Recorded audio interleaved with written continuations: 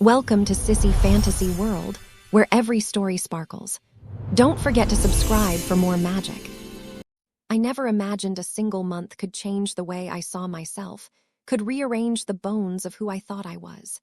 It started on a gray Monday, the kind of day where even the sunlight hesitated at the edges of the blinds. I found myself in front of a mirror that had hung in my apartment for years, unremarkable, a frame chipped in one corner, a little dusty. I caught my own reflection, and for the first time, I saw the hollows beneath my eyes, the tightness in my jaw, the way my shoulders seemed heavier than they should. There was an itch behind my ribs, something I had ignored, and I realized I could not keep pretending I understood myself. She appeared in my life like a punctuation mark, sudden and decisive, insisting on order with a voice that didn't ask permission. Her eyes, sharp but not cruel, seemed to know me better than I knew myself. The first day she told me, "You will follow my guidance, and by the end you will understand who you truly are." I laughed nervously, but something in the way she smiled, soft but unwavering, made me shiver. I didn't know whether to fear it or surrender. The apartment felt smaller when she was there, every object placed with deliberate attention, every movement measured. It was uncomfortable, the sensation of being watched so closely, of having someone catalog your flaws before you could even speak. On the second day, she handed me a small box, tied with a thin ribbon, and said simply, "Open it when you are alone." My hands trembled as I untied it, and inside was a dress, soft and folded with care, the fabric whispering when I touched it. I had never considered wearing something like this, not out of shame or secrecy, but because it had never occurred to me that I might feel right in it. My stomach knotted with confusion, a battle between curiosity and self-consciousness. I held it against myself in front of the mirror, imagining a version of me I didn't recognize, a version that seemed both vulnerable and thrilling. The thought made me dizzy, and I dropped the dress, suddenly aware of how much I had ignored myself. The days blended together after that, each one an exercise in tentative experimentation. She guided me through simple things: how to fold my hands, how to stand so the weight didn't sit heavily on my chest, the way my voice could rise or soften. Every instruction felt like a brushstroke painting a portrait I didn't yet understand. I hated myself for resisting, for laughing nervously when I failed, for the small, silent rebellions of dragging my old self across the floor. And yet in her quiet insistence there was a strange tenderness. She never forced, she suggested, nudged, coaxed. And slowly the reflection in the mirror began to shift, subtle at first. A line softened, a posture straightened, a hint of a smile that wasn't forced. By the end of the first week, I started keeping a journal, scribbling thoughts in the margins, questions I didn't dare voice aloud. Who am I beneath all these layers I've built to feel safe? Can I even remember the person I was before this? Or have they been buried under routine and indifference for so long that they are unrecognizable? Sometimes I traced my fingers over my reflection as if I could map my own identity like Braille, searching for the truth in the texture of my skin, the curve of my lips, the weight of my hair. And yet, every night when I closed the journal and looked into the mirror, I saw hints of someone waiting to emerge, someone fragile, tentative, but undeniably there. I remember the first evening I wore the dress she had given me, alone with no one to see. The silk slid over my skin, smooth and strange, and my reflection in the mirror startled me. I didn't recognize myself at first, not fully. There was a trembling in my hands, a rapid pulse in my chest, as if I were holding a secret too large to contain. I spoke aloud, a whisper to no one but the reflection. "Is this me?" The words felt weighty, fragile, and the room held its breath with me. And then, in that quiet moment, I understood that surrendering was not defeat.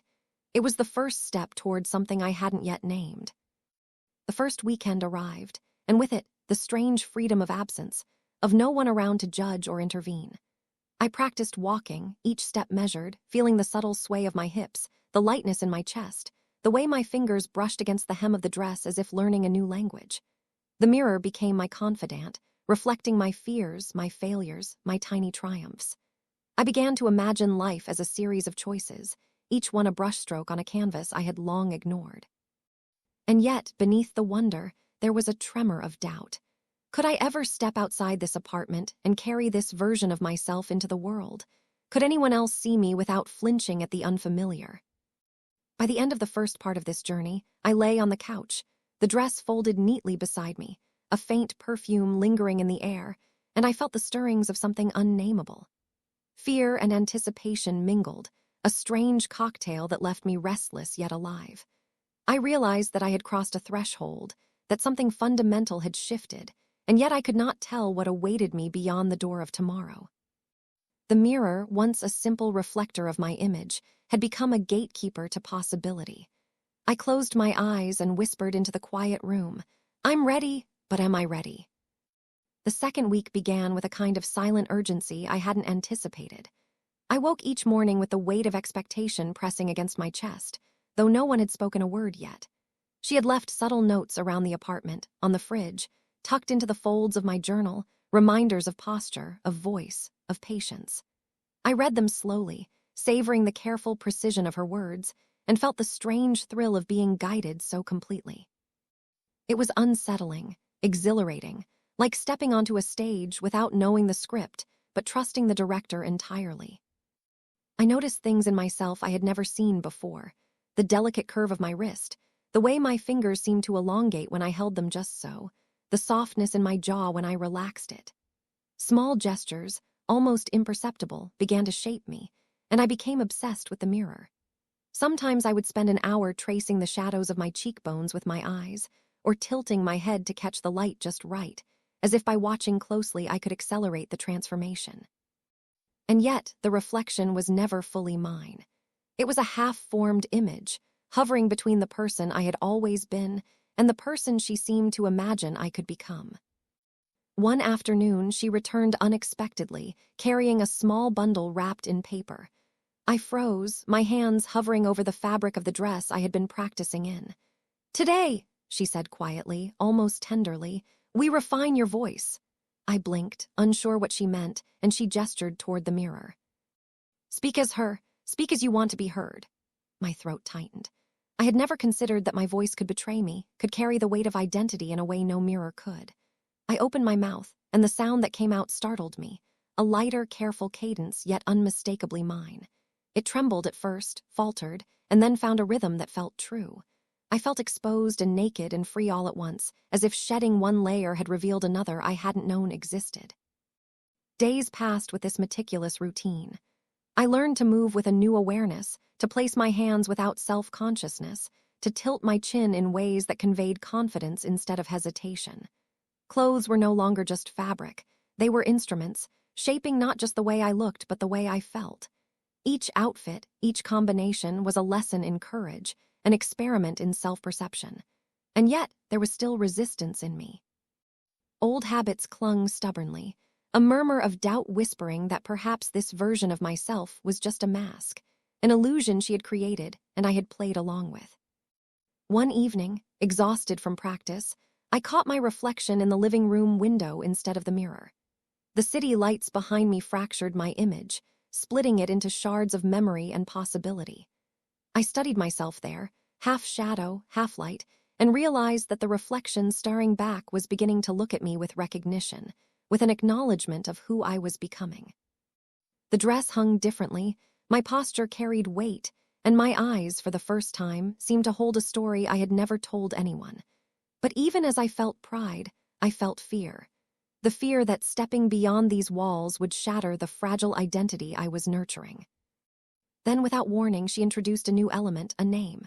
"From now on," she said, "you are to answer to her. Speak it when you dress, when you move, when you practice." My heart lurched. A name was more than a word. It was an assertion, a banner over the territory of self. It clung to me, stubborn and alive, as I murmured it into the mirror. Each syllable felt foreign and intimate, a declaration that both thrilled and terrified me.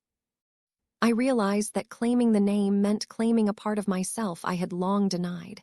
And yet, even as I whispered it, a flicker of doubt sparked. Could I bear the weight of this identity outside these walls? Night fell and I sat on the floor beside the mirror, the bundle of clothing from earlier discarded at my feet. The city hummed outside, indifferent, and I felt the paradox of exposure and invisibility pressing against my skin. I traced the name with trembling fingers across the wood of the frame, and a shiver ran through me, a mixture of fear, excitement, and reverence. Something fundamental had shifted, She had not just changed how I looked, but how I thought, how I breathed, how I occupied space. And yet, as I leaned closer to the glass, I wondered if this new self could survive the scrutiny of the world beyond, or if it would retreat, fragile, into the quiet sanctuary of this apartment. That night, as I drifted to sleep, I felt the first deep fracture of my old identity, the first fissure through which a new self might emerge. It was thrilling and unsettling in equal measure, a prelude to what I suspected would be both my greatest triumph and my deepest vulnerability. I realized that the journey had only just begun, and that the reflection in the mirror was no longer just mine. It was hers, and in claiming it, I had begun to claim myself. And yet, even as I closed my eyes, a question lingered, sharp and unyielding. Could I ever step fully into the world as this new self, or was I destined to remain a secret, known only to the glass and to her? The mornings grew longer, or maybe it was just my awareness that stretched time into something fluid, uncertain. I began to notice the small, intimate sensations of transformation, the way fabric brushed against my skin, how a slight tilt of my head could alter a shadow on my cheek, the subtle arch of my eyebrows changing the expression of my face before I even spoke. Every detail became a language, a code I had to decipher, and the mirror was no longer a reflection but a conversation.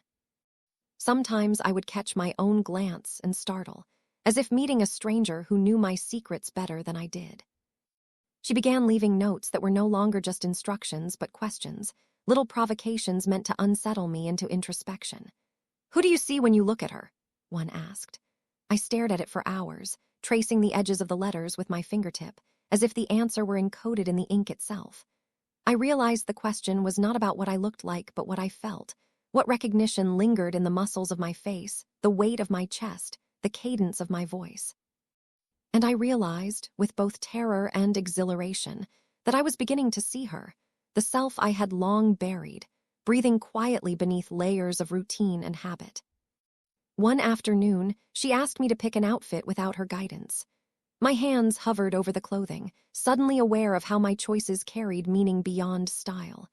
I selected a dress with soft, flowing lines, a pale hue that caught the sunlight in gentle glimmers. When I stepped in front of the mirror, I hesitated, holding my breath.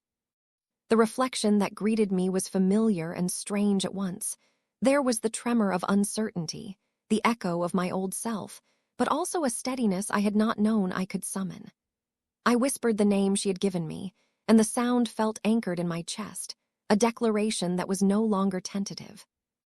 It was during this week that I began noticing the world outside differently. Shadows in the street seemed softer, sounds carried weight and texture, the wind against my face became a whisper that knew my secret. The reflection in the window at the corner store caught me off guard one evening. I didn't flinch. I saw her there, the self I was cultivating, standing as though she belonged. And yet, the anxiety of exposure lingered, a pulse behind my ribs that refused to settle. Could anyone else understand her? Could I inhabit this form fully in public without fear of judgment or retreating into shame? Her lessons became more intricate. She guided me through gestures, through posture, through the smallest shifts in expression. She asked me to write a letter to myself from her perspective, a task that left me shaking with uncertainty. I scribbled words, halted, scratched them out, trying to articulate a self I could feel but not yet fully name. When I finally read it aloud in front of the mirror, my voice quivered with recognition. I was beginning to claim ownership of the shape I was taking, the contours of identity that had been invisible to me for so long. And yet, the room felt both intimate and oppressive, the weight of self-awareness pressing down like the folds of the dresses I had come to wear. One evening, exhausted, I lingered in front of the mirror long after she had left. I traced the lines of my face with a finger, and when I tilted my head, I caught the way light fell across my eyes, softening the tension that had clung to me for decades. I realized I was learning not just to appear different, but to inhabit a new kind of presence, one that carried both fragility and resolve. And as I whispered her name, it sounded less like a performance and more like an acknowledgement, a recognition of a self I had refused to see. But with this growth came doubt, subtle and insistent. What if the transformation was an illusion? What if the reflection I cherished was a fragile construct, one glance away from shattering? I felt a tension between exhilaration and fear, a duality that pulsed beneath my skin like a second heartbeat. Every time I left the mirror, I carried her with me like a secret talisman, aware that the real challenge would come when the apartment walls no longer held me safe. Late that night, I curled on the floor beside the window, the dress I had worn today folded neatly beside me, and let my thoughts drift to the city outside. The light seemed to shimmer with promise, with possibility, but also with the unknown. I realized that what I was learning was not just about fabric, posture, or names, but about courage, honesty, and the quiet power of becoming someone I had always feared to acknowledge. And yet the question persisted, insistent and unyielding. When the world demanded recognition, would she, the self I was becoming, stand firm or crumble under the weight of expectation? As I drifted into an uneasy sleep, I felt the stirrings of both fear and hope. The mirror was no longer a static surface. It was a threshold, a portal into the person I was learning to claim. I realized that the journey would demand more than obedience or practice. It would demand vulnerability, trust, and the willingness to embrace uncertainty. And I knew, deep in my chest, that the coming days would test not just my appearance, but the very core of who I was meant to be. The third week arrived with an intensity I hadn't expected, a crescendo of subtle challenges that stretched the boundaries of who I thought I was. She began to focus not just on appearance but on presence, how I inhabited space, how I moved through it, how every gesture could carry intention. At first, I resisted, fumbling with the instructions, my hands trembling as I tried to emulate a grace that felt alien. But slowly, with her patient guidance, I began to feel the rhythm beneath the movement, the flow of posture and balance becoming second nature. It was exhausting, exhilarating, and terrifying all at once. I noticed small changes in the mirror that startled me, the way the curve of my neck caught the light differently, the softness that now lingered in my jawline, the faint glimmer in my eyes that wasn't there before. She would watch silently as I practiced, never interrupting unless something needed correction. And yet, there was no judgment in her gaze, only the insistence that I pay attention, that I learn to see myself as more than a reflection. I realized I had never truly looked at myself before, not like this, with curiosity, tenderness, and a hint of reverence. One evening, she asked me to prepare for a full rehearsal, a term that made my stomach twist. She handed me an ensemble of dresses, each more intricate than the last, fabrics delicate and whispering against my fingers. I spent hours deciding, arranging, trying on, and discarding, until I finally chose one that felt like a revelation. The mirror reflected someone I didn't quite recognize yet desperately wanted to meet, soft, confident, and alive in a way that felt entirely new. My fingers traced the hem of the dress, lingering on the texture, and I realized that every choice, every detail had become a form of expression, a declaration of identity. That night she had me sit across from her with the mirror between us. "Speak her truth," she said quietly. I swallowed hard, feeling the tremor of doubt. What was her truth? What was mine? The words stumbled from my lips, hesitant at first, then gathering strength as I continued. I spoke of small things, the comfort of silk against my skin, the liberation of acknowledging who I was, the terror and thrill of being seen even if only by myself. And as I spoke, I felt the tension in my chest ease, replaced by something tender and grounding. She nodded, barely perceptible, and I realized that the reflection in the glass was no longer just a stranger. It was a partner in a dialogue that I had long avoided. The days that followed were a blur of practice, reflection, and quiet revelation. I began noticing the subtleties of my own reactions, the way my shoulders relaxed when I moved with intention, the way my eyes softened when I smiled genuinely, the way the tilt of my chin carried more than just posture. It carried courage. Every evening I lingered before the mirror, tracing the lines of my face, feeling the fabric of the dress, whispering the name she had given me. Each repetition carved a new groove in my sense of self, a layering of identity that was fragile, yet growing stronger with each day. With growth came doubt, sharper and more insistent than before. I caught myself questioning whether I could ever carry this self outside the apartment, whether the world would reject her, or worse, whether I would retreat before giving her a chance to breathe in public.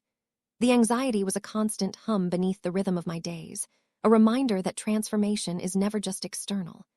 I felt both exhilarated and trapped, knowing that the stakes of this journey were higher than I had admitted even to myself.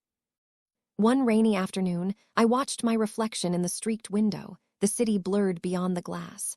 The reflection was imperfect, fractured by raindrops and light, yet it was undeniably me. I whispered the name, letting it roll off my tongue like a prayer, a promise, a question. Could I, in this fractured, trembling self, find the courage to step beyond the mirror?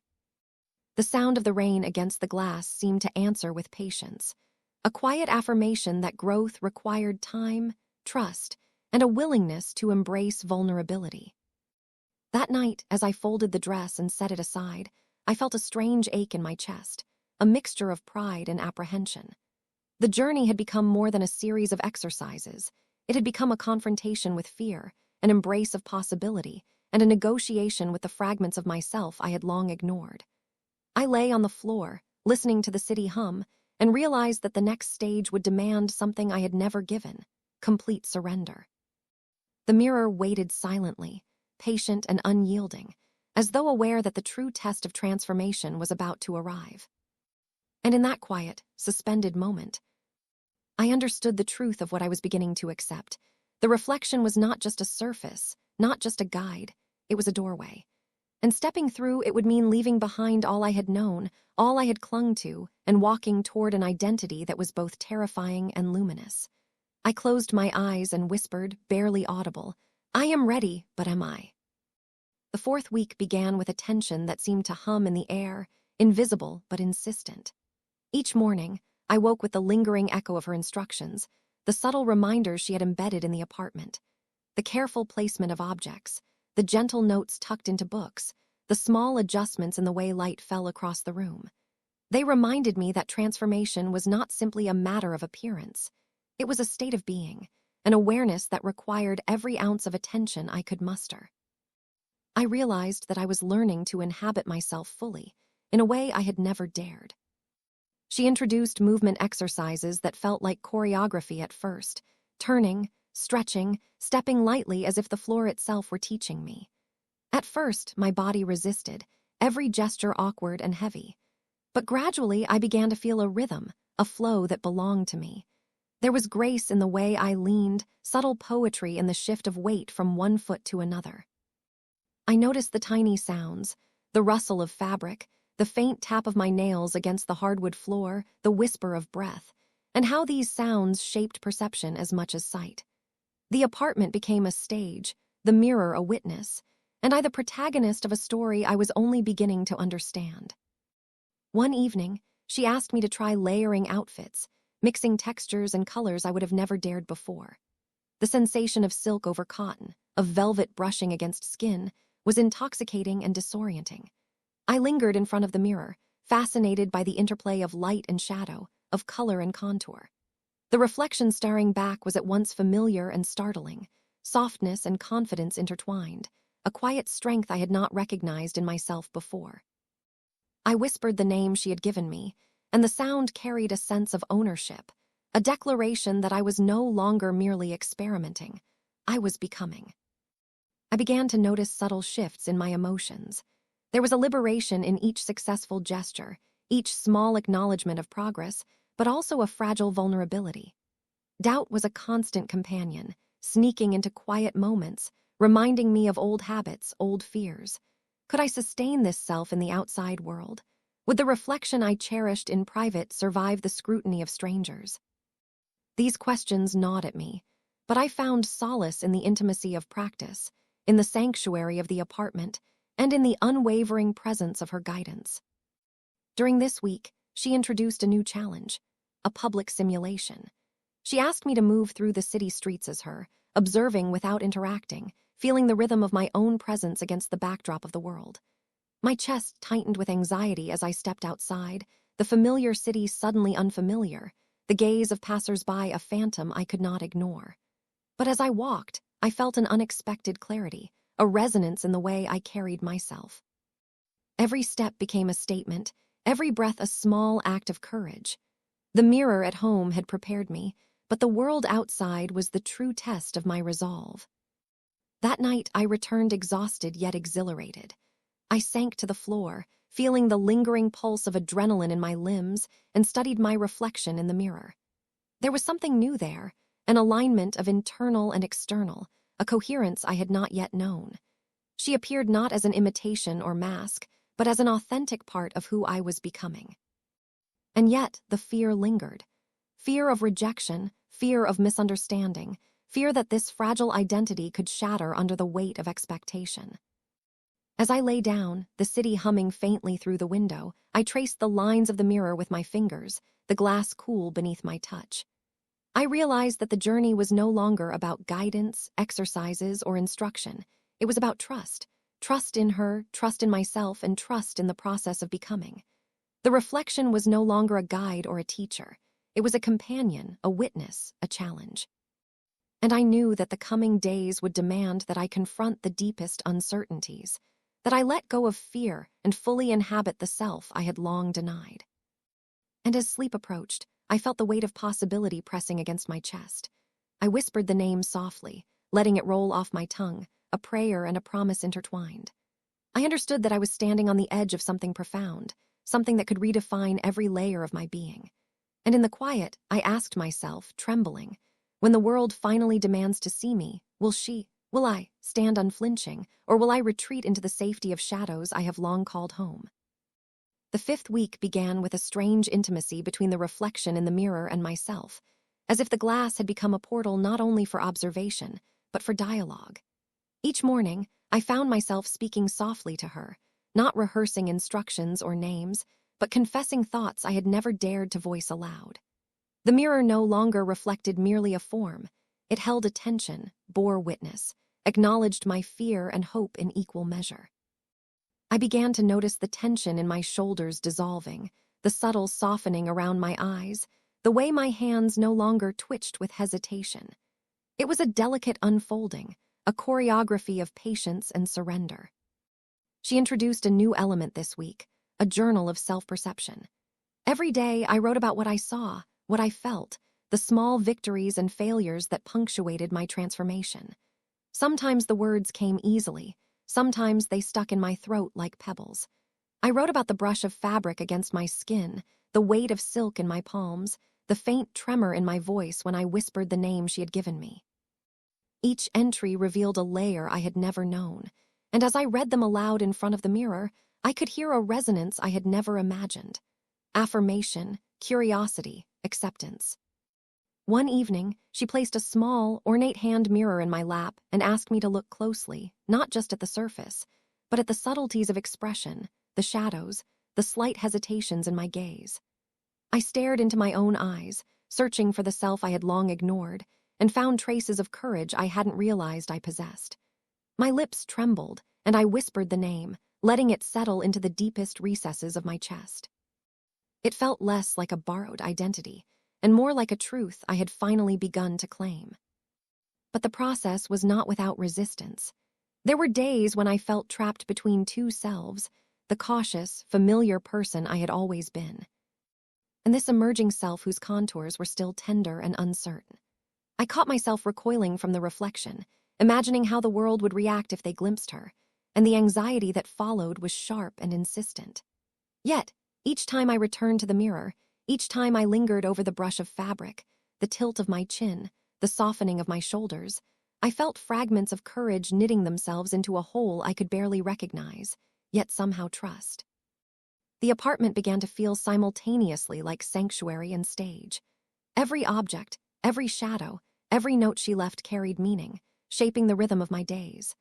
I noticed small details I had previously ignored, the gentle hum of the refrigerator, the light slanting through the blinds in the morning, the way the floor creaked under careful steps. Everything became a dialogue with the self I was nurturing, a subtle symphony of observation and reflection. And in that quiet, attentive space, I began to feel the first glimmers of a deeper alignment, where appearance, movement, and emotion were no longer separate, but threads of a single tapestry.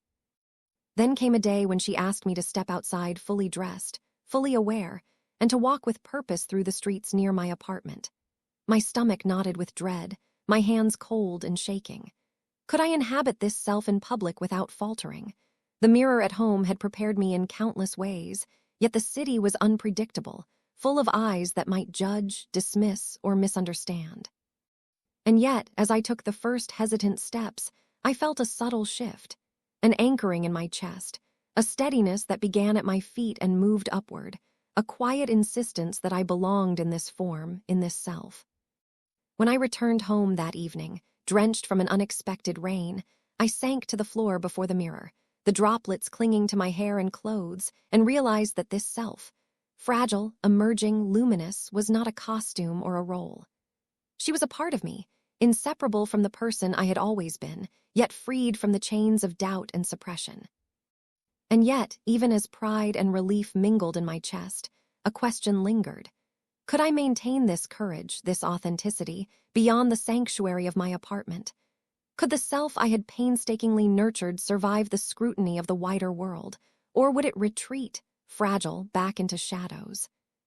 As I lay there, the rain still dripping from my hair, the mirror reflecting the quiet triumphs and lingering fears, I whispered the name softly, reverently, almost as a benediction. I realized that the journey had reached a pivotal point. What had begun as guidance, practice, and experimentation was now a confrontation with truth, a test of whether I could claim this self fully, without hesitation, without compromise. And in the hush of the night, I felt both exhilaration and trepidation, knowing that the next steps would demand more than reflection. They would demand revelation. The 6th week began with an unexpected quiet, a stillness that seemed to hover in the apartment like a held breath. The exercises, the fabrics, the mirrors, all of it had become routine in a way that felt strange and fragile. I realized I was no longer just performing tasks or following instructions. I was inhabiting a self I had never allowed myself to recognize. Every movement, every gesture, every whispered repetition of the name carried meaning beyond practice. It was a negotiation between who I had been and who I was becoming. And yet, the stillness brought a weight, a subtle unease, because progress always seemed accompanied by the shadow of doubt. She introduced reflection in new ways, long periods of observation, silent exercises in presence.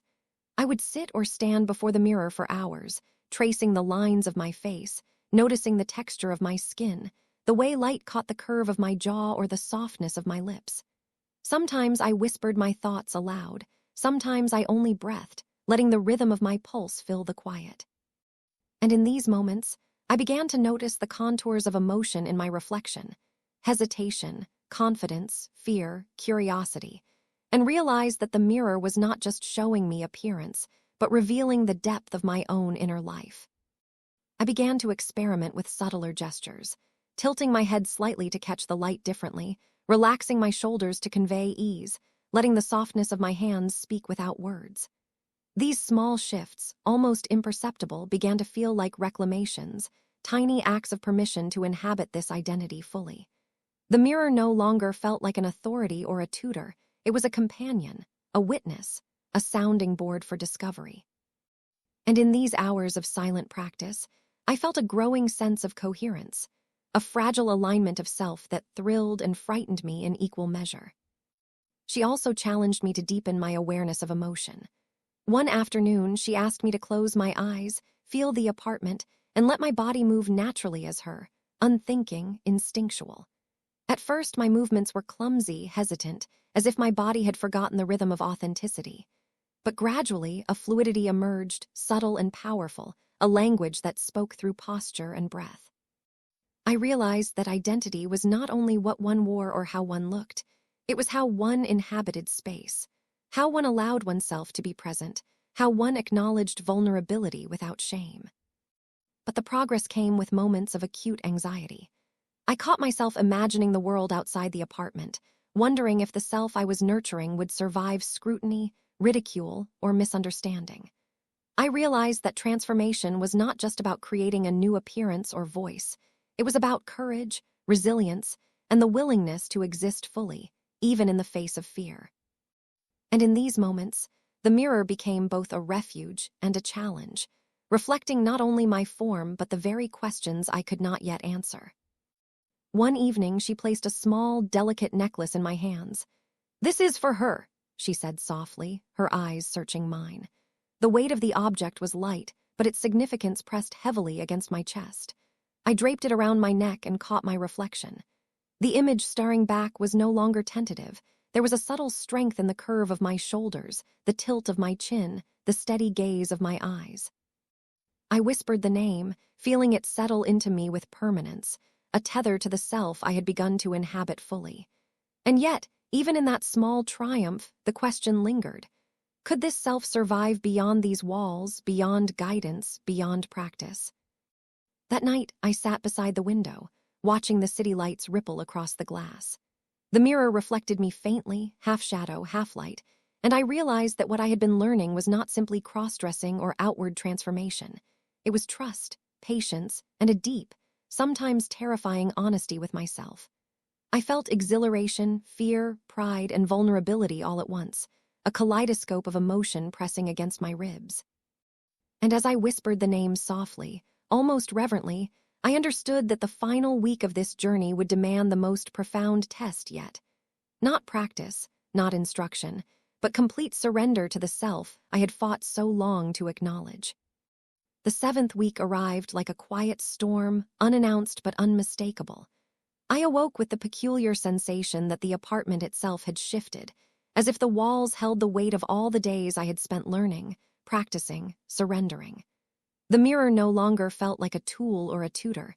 It was a presence, a companion, a witness to every tremor, every heartbeat, every hesitation. I began to notice how my reflection carried more than form.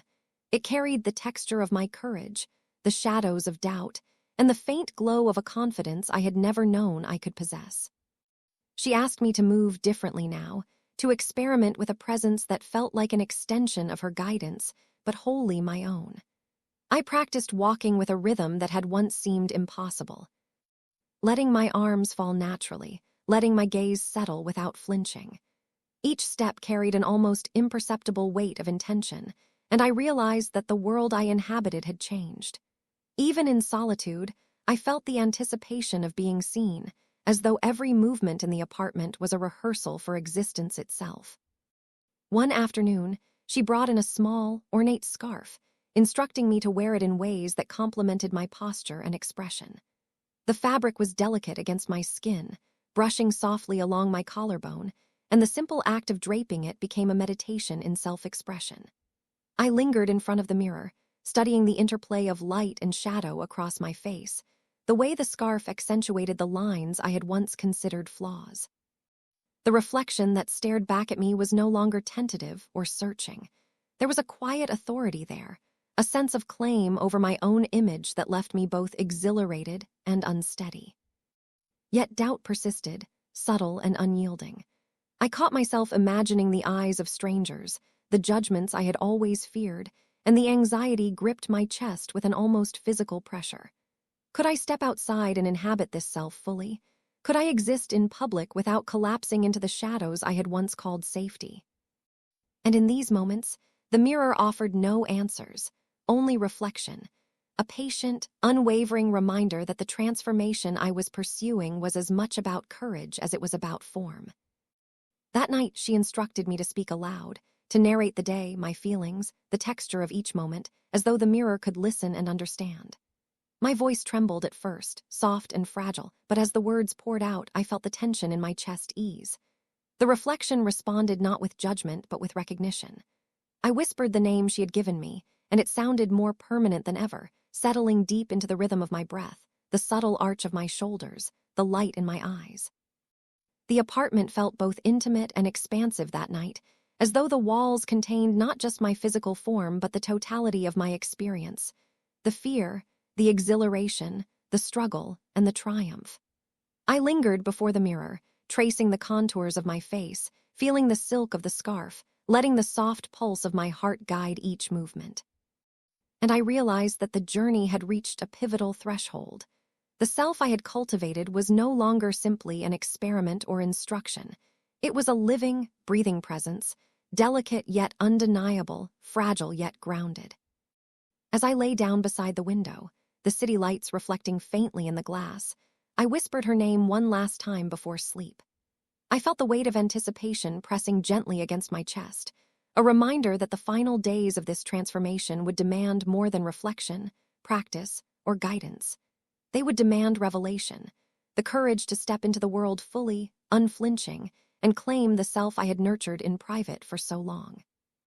And as I closed my eyes, the question echoed quietly in the room, persistent and patient. Was I ready to become fully visible? The 8th week began with a trembling anticipation that clung to me like mist. I awoke early, the apartment still and quiet, yet charged with a weight I could not name. She had prepared a series of final exercises, subtle but profound, pushing me to inhabit her guidance with an authenticity I had only glimpsed before.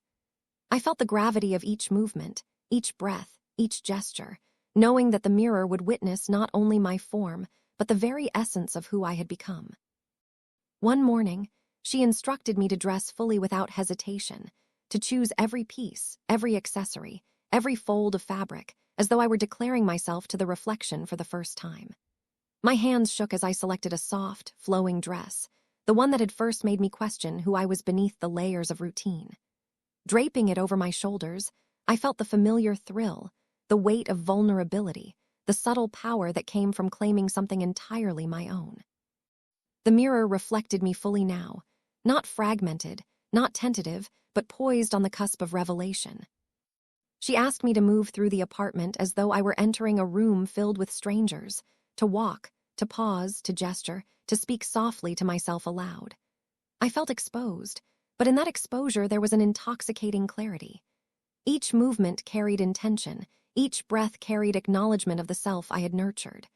I whispered the name she had given me, letting it echo across the walls, letting it settle deep in my chest. It sounded less like a borrowed identity now, and more like the resonance of truth, a declaration of presence that trembled and thrived simultaneously. The afternoon brought an exercise and reflection that left me breathless. She asked me to sit across from the mirror with nothing but a small candle between us, and to narrate my journey aloud, the fears, the small triumphs, the moments of hesitation, the glimpses of courage. As I spoke, I felt the layers of doubt begin to peel away, revealing a coherence I had never known. The reflection no longer wavered. It mirrored not only my appearance but the evolution of my inner life. I felt an intimacy with the glass I could not describe, a bond formed in silence, practice, and trust. Yet even in these moments of revelation, fear lingered. What if the world rejected her, the self I had claimed, polished, nurtured? What if the courage I had cultivated faltered under scrutiny? I felt a pulse of anxiety in my chest, sharp and insistent, reminding me that authenticity always demanded risk. And still, I returned to the mirror, to the reflection that had grown into a companion, a witness, a guide. Each glance became a meditation, each whisper a small anchor, each pause a space to breathe into the person I had long denied. That night, I moved slowly through the apartment, tracing the lines of my dress, the curve of my hair, the soft glow of candlelight. I let my fingers linger on the mirror's edge, feeling the cool glass, feeling the weight of all I had endured and achieved. I whispered the name once more, letting it roll off my tongue like a prayer, a benediction, a promise. And in that quiet moment, I realized that the journey was no longer about guidance or instruction. It was about presence, courage, and trust, about inhabiting fully the identity I had nurtured, fragile yet undeniable. As I lay down to sleep, the city lights twinkling faintly through the blinds, I felt both exhilaration and apprehension. I understood that the final week would demand more than reflection, more than practice, more than courage in private. It would demand revelation, exposure, and the willingness to step beyond the sanctuary of mirrors, of silk, of guidance, and meet the world fully as her. And in that fragile, suspended moment, I asked myself softly, urgently, with every pulse in my chest, am I ready to be seen? The 9th week bled seamlessly into the 10th, but it felt different, heavier, charged, luminous. I woke each morning with a pulse in my chest that refused to settle, a rhythm that spoke of anticipation, fear, and a fragile exhilaration. She had stepped back slightly, allowing me more space to inhabit her guidance fully, to test the strength of the self I had been cultivating. The mirror no longer instructed. It simply watched, patient and unwavering, reflecting the culmination of weeks of transformation. I dressed carefully that morning, selecting a soft, flowing gown in muted tones, the fabric warm against my skin. Every detail felt deliberate, intentional. The drape of the skirt, the tilt of my chin, the gentle fall of my hair across my shoulders. I moved through the apartment slowly, noticing the faint echo of my steps, the subtle rustle of fabric, the quiet hum of the city beyond the window. Each gesture carried meaning beyond appearance. Each breath was a testament to endurance, trust, and revelation. I whispered the name aloud, letting it settle into every fiber of my being, a declaration and a promise intertwined. She instructed me to leave the apartment, to walk through the nearby streets as her, fully aware, fully present. My stomach knotted, every nerve alight with anxiety, but also a strange clarity. The first step onto the pavement felt monumental, as if the world had become both vast and intimate simultaneously. I felt the gaze of strangers brush against me, faint and impersonal, yet each glance carried weight. And yet, for the first time, I did not flinch. I carried her with me, not as a mask or imitation, but as an extension of every choice, every lesson, every quiet hour before the mirror. The city blurred around me, but I remained anchored in the rhythm of her. Each step, each subtle sway, each soft exhalation of breath felt like proof that courage and authenticity could coexist.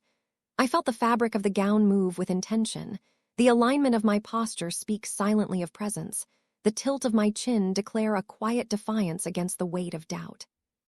And in that moment, I realized that the self I had nurtured, so tender, so fragile, so luminous, was no longer confined to the apartment, the mirror, or her guidance. She was alive, inhabiting the world fully, delicately, unapologetically. When I returned home that evening, rain streaking my hair and clothes, I collapsed gently before the mirror, trembling with exhaustion, exhilaration, and relief. I traced the outline of my face with my fingers, letting the texture of reality settle into me. The reflection that looked back was no longer a stranger, no longer a student, no longer a hesitant experiment.